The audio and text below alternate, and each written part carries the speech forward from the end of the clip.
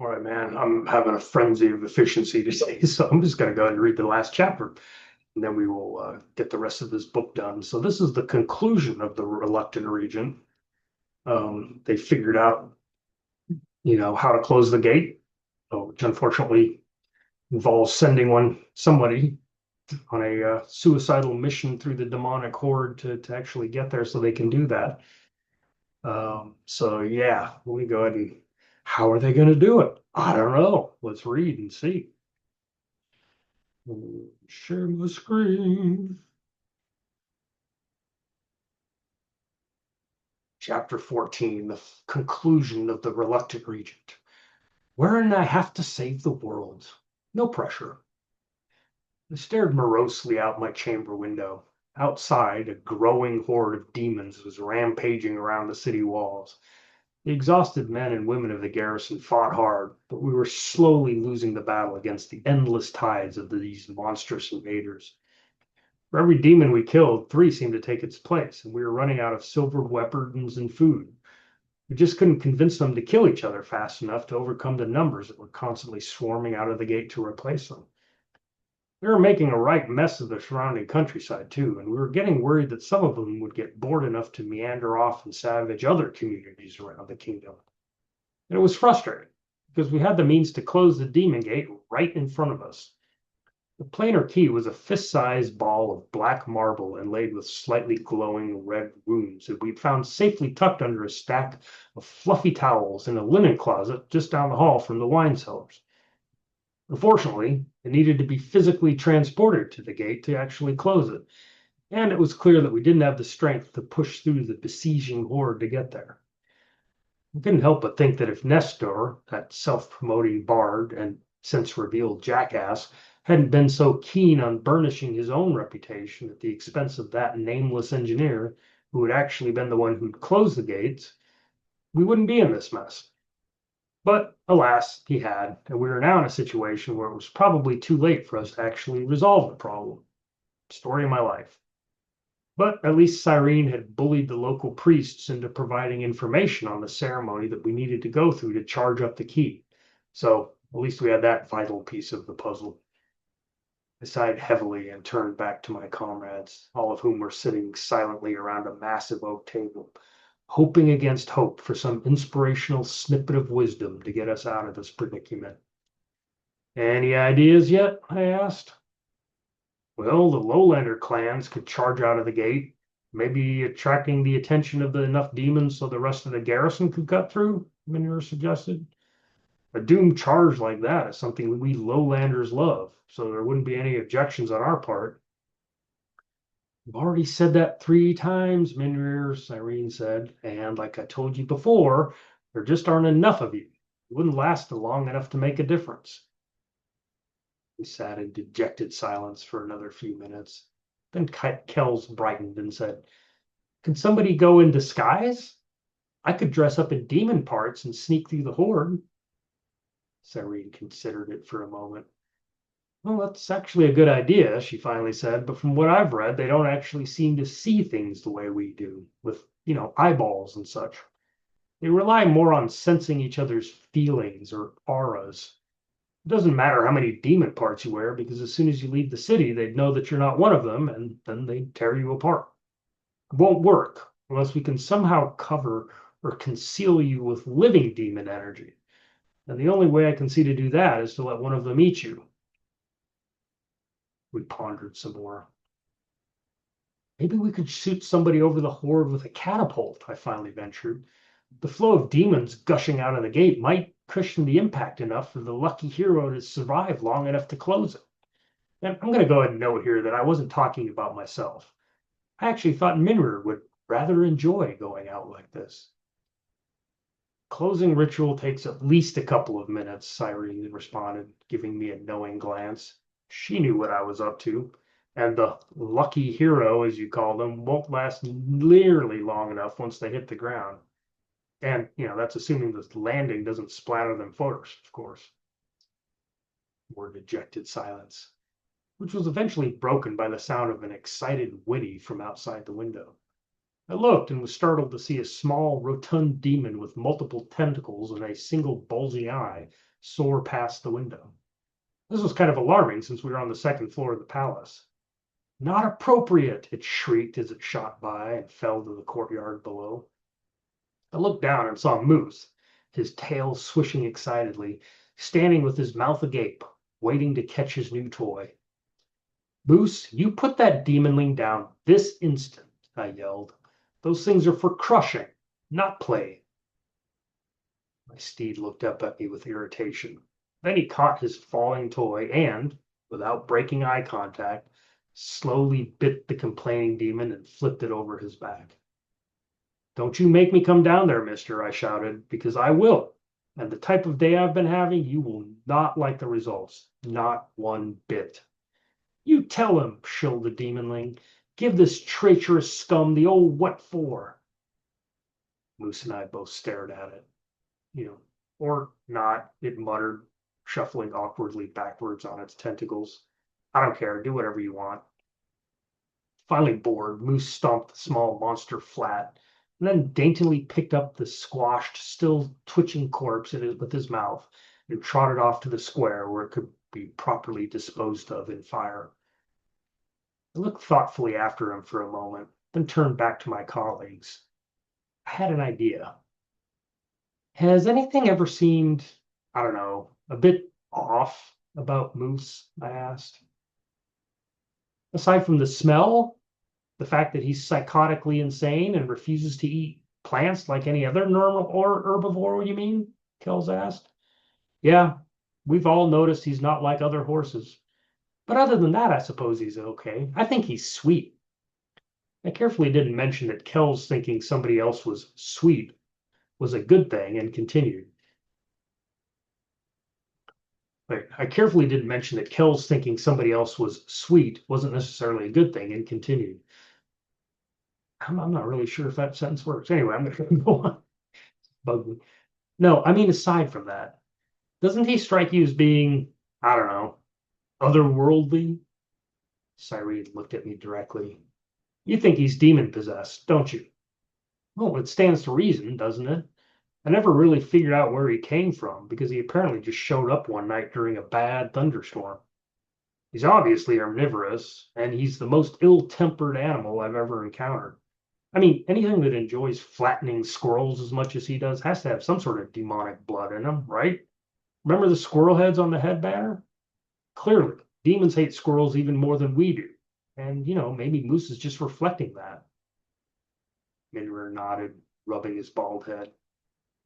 I'm not sure you're right, he said. But even if you are, do you think Moose is tainted enough to fool the demons? Well, you've all seen him interact with these things, I responded. They don't seem to be particularly afraid of him, even when he's stomping them flat. And I've noticed they always try to chat him up. I even heard one of them ask him out on a date as it was getting tossed into the fire. Does that happen to any of you? Everyone shuddered. Then Cyrene said thoughtfully, the little one that he was just playing with called him a traitor. Why would it do that unless it thought Moose was actually a demon? We mulled it over for a moment, and then I abruptly realized what I had to do. I saw Cyrene looking at me worriedly and realized that she did too. Okay, here's the plan, I said. I'll ride Moose to the gate with the key, seal it, and then ride back. It needs to be me because he won't let anyone else near him, and I don't trust him to go alone without getting distracted by the target-rich environment outside. Also, he doesn't have opposable thumbs, which I'm pretty sure we'll need.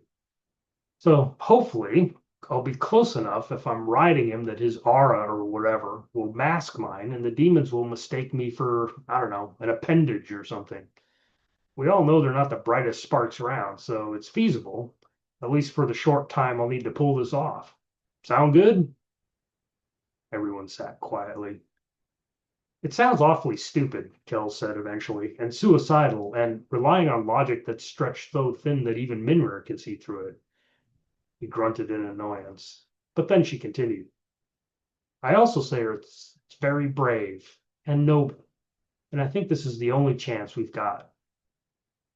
Cyrene nodded, and I saw a glimmer of moisture in her eyes that looked suspiciously like tears. She knew this was a long shot, but it was also her only shot, and she wasn't going to demean either of us by begging me not to go. She knew I had to. Minrir stood and solemnly shook my hand. It's official, he said. You're now the dumbest person in the kingdom. Good luck. An hour later, I found myself astride Moose by a small postern gate on the north side of the city. I had on my usual worn gambeson, my trusty crossbow with several quivers of silvered bolts, and a parchment that Cyrene had given me with detailed instructions on the ritual I needed to go through to close the portal. Moose was prancing excitedly in the courtyard, undoubtedly looking forward to whatever mayhem was about to ensue. Minir helped out by clearing the demons around the gate by the simple expedient of mounting the wall and shouting, "Hey, what's that?" while pointing at the distant horizon. And that caused all of them to turn and look. It's really amazing how often that works. Moose and I used that momentary distraction to quietly slip out of the small door and begin our journey towards the Daemongate, which was about a league from the city walls. We didn't encounter any problems at first, but soon it became clear that the sheer mass of the horde was going to pose difficulties. I kept bumping into various slimy monstrosities, and inevitably my murmured, "Excuse me, your vileness," and "Beg your pardon, didn't mean to crush your tentacle there," stopped mollifying them. "Hey there, what are you aboot?" roared one particularly nasty-looking scaled specimen after Moose, deliberately, I thought, stepped on one of its many writhing tails. "Dreadfully sorry, your dreadfulness," I said. "Just such a crush here. I wish those damn mortals would just give up so we could get some space to rampage and priest. Damn humans, am I right?" "Yeah, you're right," it slavered. Then it looked at me suspiciously with its bulging green eyes. "What are you, then?" it asked.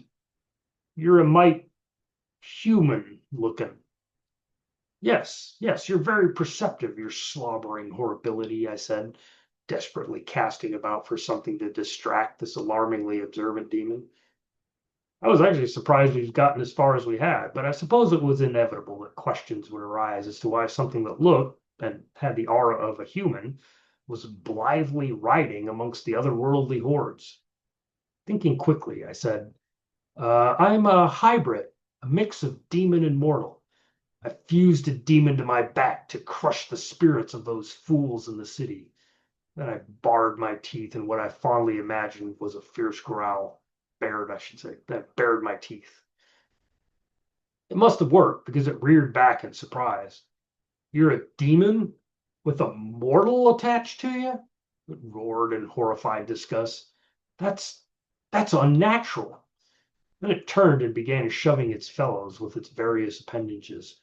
"Oi, lads, get back. He's a demon with a mortal attached to him." Murmurs of shock spread through the horde as they edged away from me. "That's hardcore there," shouted one, and "You're making me sick up," said another.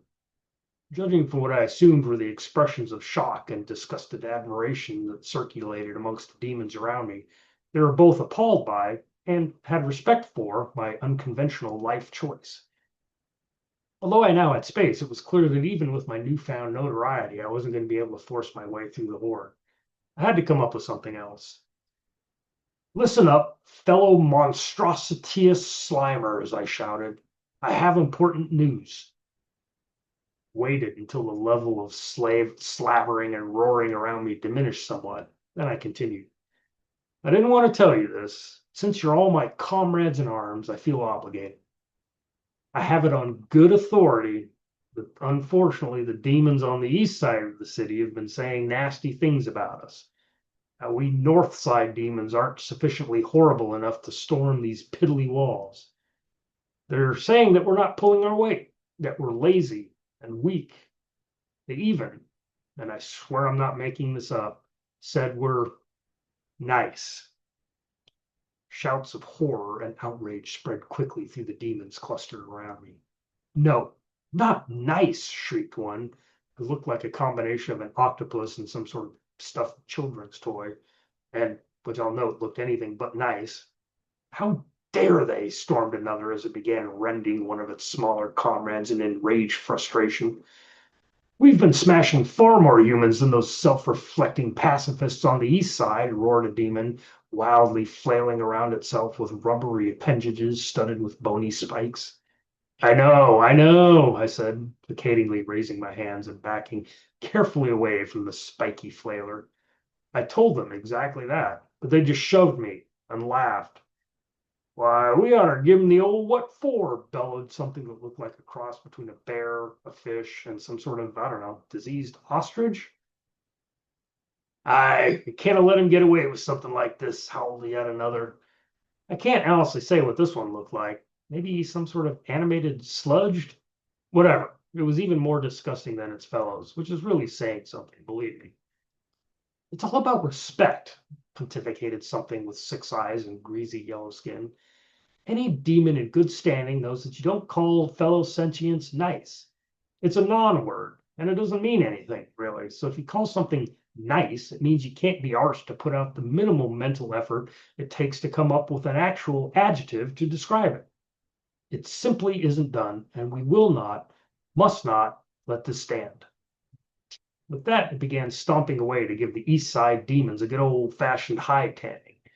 But for some reason, it was heading west, not east. But I suppose it didn't really make any difference as long as they got out of my way. About half of the supporting horde enthusiastically surged after this well-spoken yet clearly lost demon, while the other half went the opposite direction, crushing each other the entire way and leading me to reflect that demons, along with all their other obvious faults, lacked any sort of sense of spatial awareness. But regardless, it served to clear the throngs out in front of me, so I counted my blessings, such as they were. I made good time, dodging the occasional demon clump and letting Moose kick small stragglers out of the way, and soon we actually arrived at the Daemongate. I doubted any teenagers would be kissing up here now because the arch was filled with an oily, shimmering membrane that glistened unwholesomely in the weak sun. A steady stream of demons popped, slurped, and otherwise slimed their way through this disgusting substance, and a stench of rotting offal and raw sewage permeated the air. The entire hill had been denuded of grass and shrubbery. It was coated with a thin layer of slime and bile. Actually, now that I think about it, I doubt the local conditions would have done much to inhibit the youthful ardor of the local teen population, beyond, well, perhaps, maybe slightly slowing them down a bit. It's been my experience that youths can be incredibly focused and oblivious when engaged in courting. So a transdimensional invasion would probably be only considered a minor inconvenience. Of course, they would inevitably whine about it, and that would inspire reams of bad poetry while they sulked in their bedrooms. And I was honestly surprised that I didn't run into any of them by the gate. So I had to assume that the demons had eaten any who had actually managed to sneak out of admitting. Teenagers, what can you do? Found a stone bench that had somehow survived the constant demon onslaught and generations of awkward teenage romance. And then I wiped the worst of the sludge off of it and sat down to read Cyrene's instructions. Moose amused himself by catching a small bat-like demon and using it as a chew toy. Go through the postern gate. Check, I muttered to myself. Traverse the horde via various stratagems. Check. Get to interdimensional portal. Check. Mentally thank Cyrene for writing these clear instructions. Check. Pull out the key. Check. Now soak it thoroughly in blood and then throw it through the gate. Profit. Okay, let's get to it. I stood and carefully folded the note, putting it back into my pocket. Moose, stop horsing around and get over here. Got work to do. Oh, and bring that demonling with you. I think we're going to need its blood, or bile, or whatever it uses as circulatory fluid. He obliged and carefully deposited the now slightly gnawed demon next to me. What's up, boss? It said cheerily, sitting up with some difficulty since it seemed to be missing a number of limbs. Well, nothing much, I said, pulling out one of my sharp crossbow bolts. I just have to sacrifice you so we can charge this portal key and then close the gate. That's great, it said with genuine enthusiasm. I always wanted to be sacrificed. Thought it would be an interesting way to go. Awesome. Do you need me to do anything special? Get on an altar? Scream a litany of pagan curses? I'm down for anything, really. Just let me know. No, I don't think so. I don't think we need anything like that, I said. Just lie there, and I'll try to make this quick. Put the key next to the demonling and positioned myself over it. A small group of demons that had just surged through the portal paused at the odd scene of a mortal preparing to stab one of their brethren with a sharpened bolt. What are you doing, human? Asked. Aren't you lot supposed to be down in the city, engaged in a valiant but utterly doomed attempt to stop us? He's going to sacrifice me to charge this doohickey thing so he can close the gate, the demonling chirped. He's pretty determined, so I thought it would be neighborly to, help him. I guess since we're invading his home, eating his friends and all. Well, that's mighty decent of you, young demonling, said a creature that looked like an oddly shaped, slimy shrub. Kudos to you. I hope he appreciates it. I do, I said. You lot are the most helpful demons that I've encountered today. It's so nice when you're not trying to gnaw on me or, do anything rude like that. I mulled over how demons can be oddly helpful at the strangest of times, then shrugged and stabbed my little helper in the chest. It giggled a bit and then said, "That tickles." And then it expired and went to wherever demons go when they die. I doused the key in the thin gray ichor that oozed from my helpful demonling friend, and then stood as the key dripped stickily in my hand. So now I guess I just throw it in, I muttered doubtfully. It seems too simple. I feel like this should be like, I don't know, more glowy or something. Yep, just toss that sucker through the trans-dimensional hole over there and everything will be hunky-dory, said Slime Shrub, as its cohorts chuckled, chortled, and jiggled each other in a show of demonic goodwill. Then a small, dim warning light started flickering in my brain.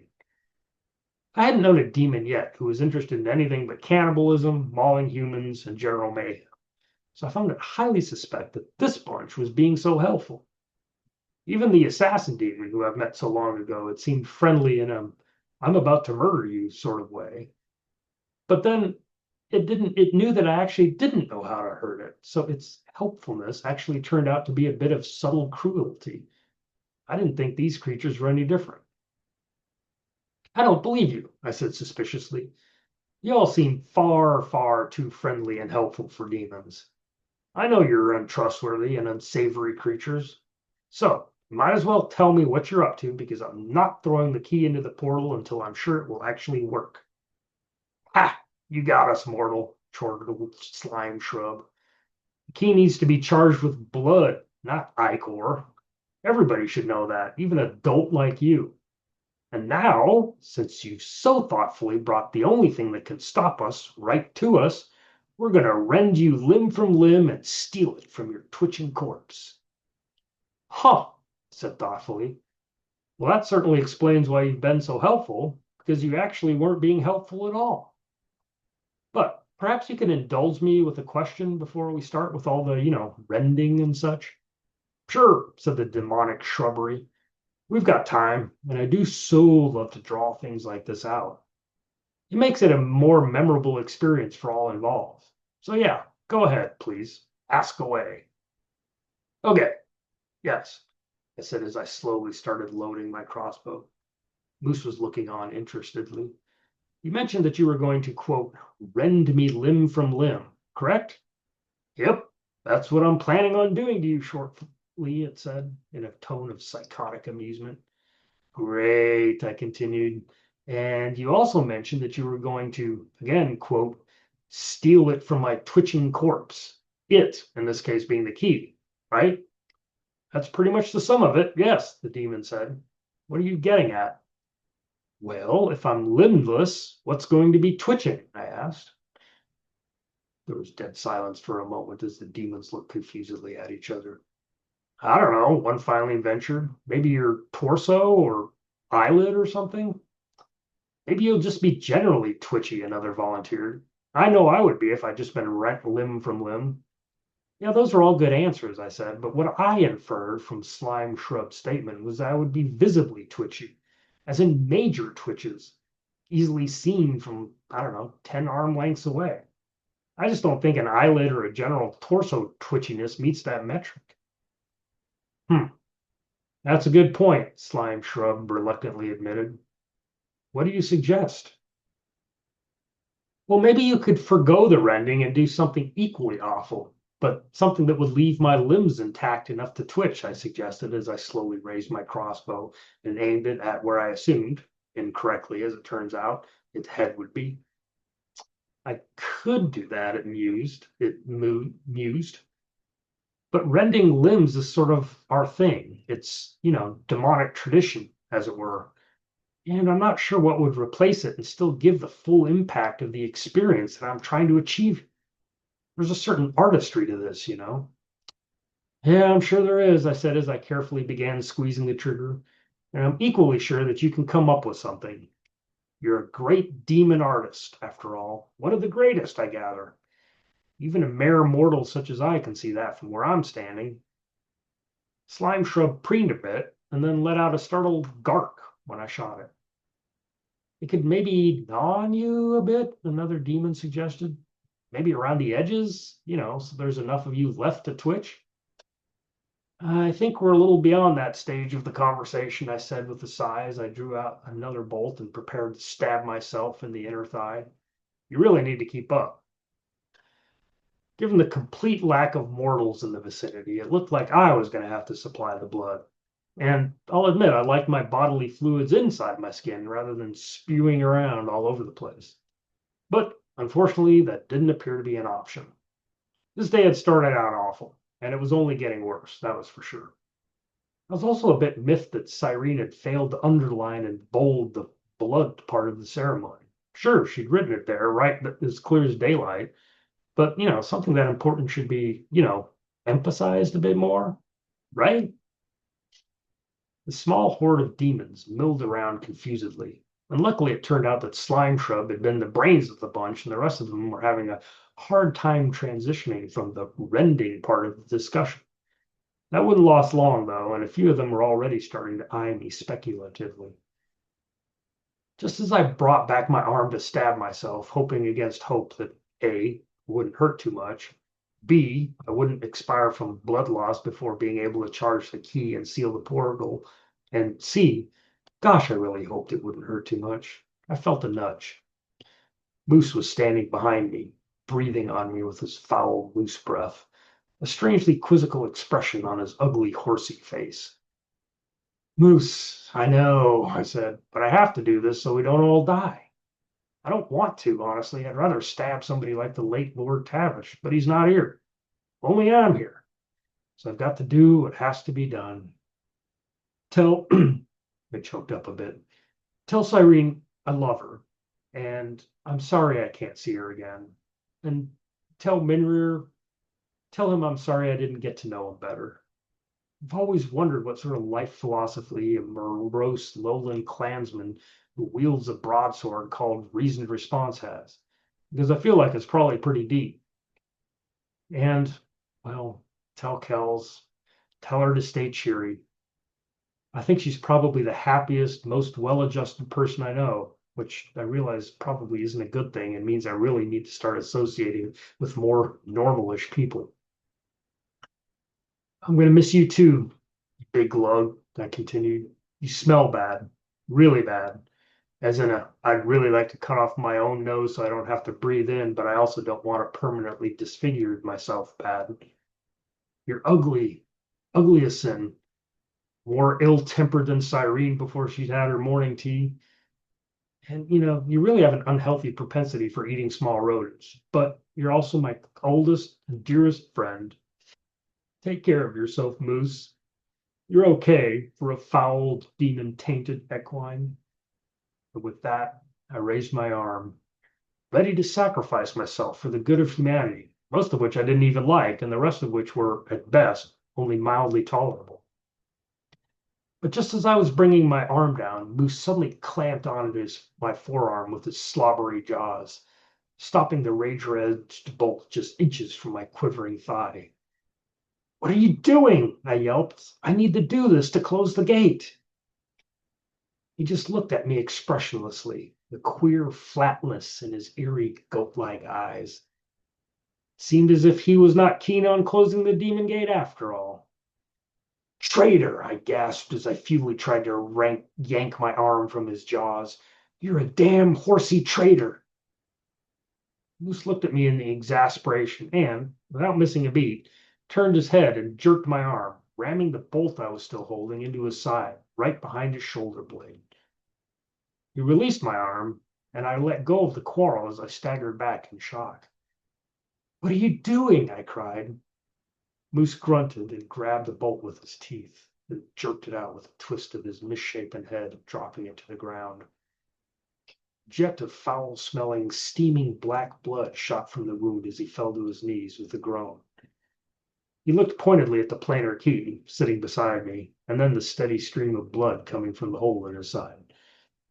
It was clear that he wanted to provide the blood needed to charge the artifact. Still in shock, I numbly gathered up the key and carefully placed it by the wound. It absorbed the steaming black blood with a slurping sound, leaving no trace of it on its surface, unlike what had happened with the demon ichor.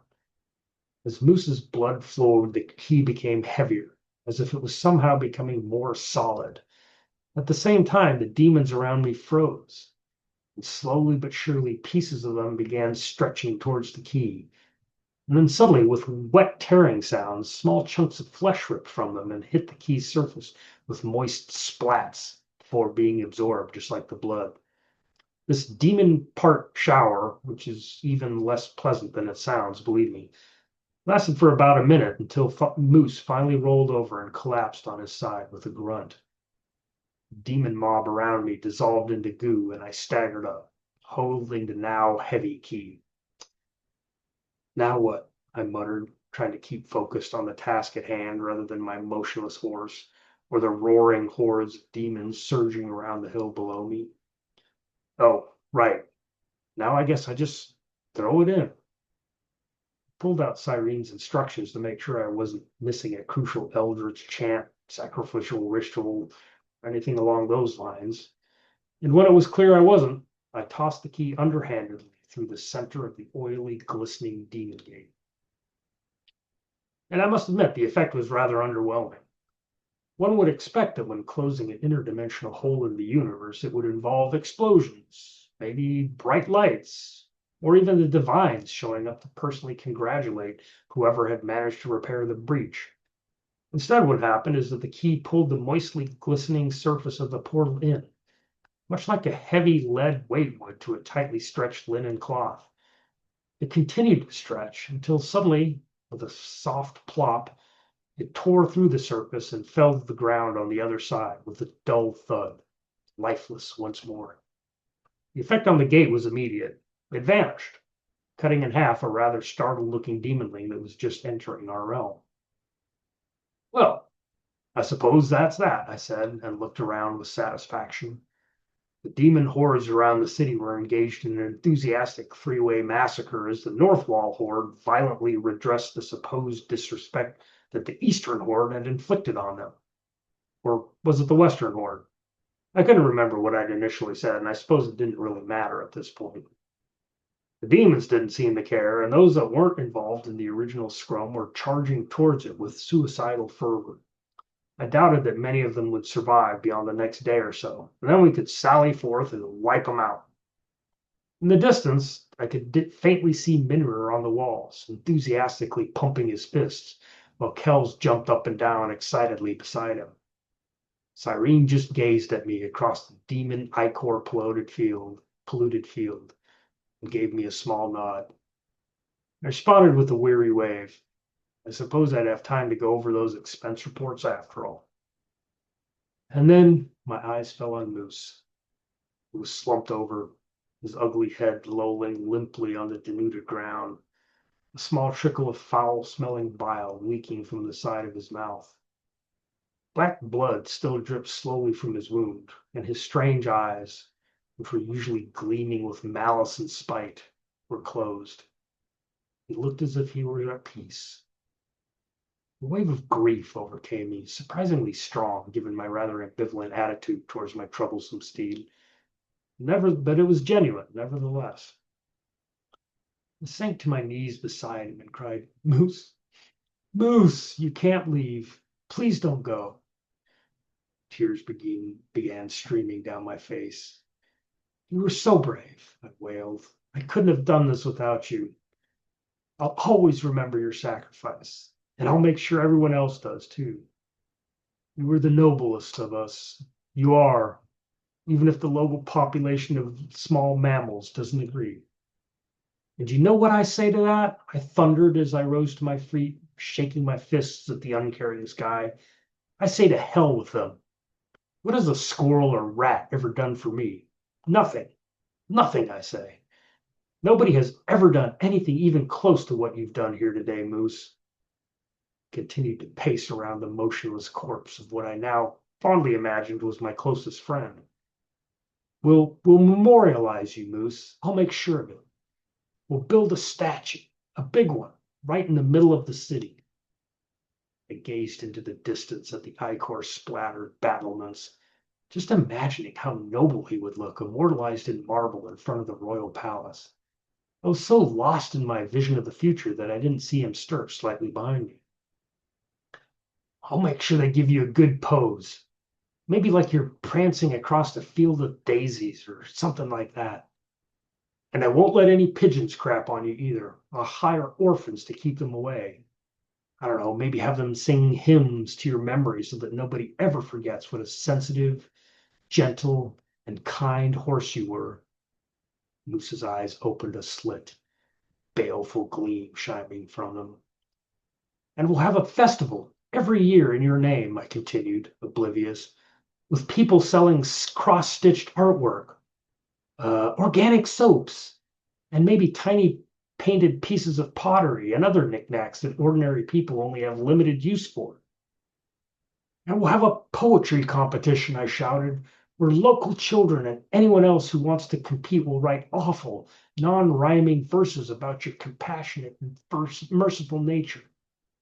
We'll sing songs and weave wreaths of flowers to put around your neck.